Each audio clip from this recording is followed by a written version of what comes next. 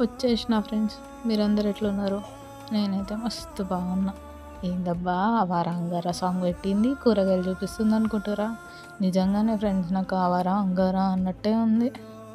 ఆవారాగా తిరుగుతున్నట్టు సంతలో మొత్తం పడి తిరిగితే అంగారా లెక్క మొత్తం రేట్లన్నీ పెరుగుతున్నాయి.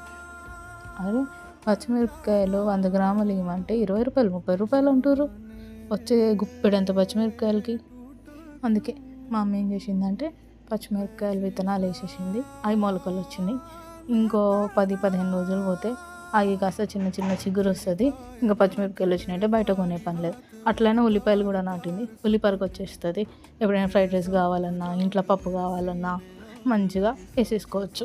మీలో ఎంతమందికి ఇట్లా ఇంట్లోనే కూరగాయలు, ఫ్రూట్స్ పెట్టుకునే అలవాటు ఉందో కామెంట్ చేసి చెప్పండి. లైక్ చేయండి, సబ్స్క్రైబ్ చేయండి.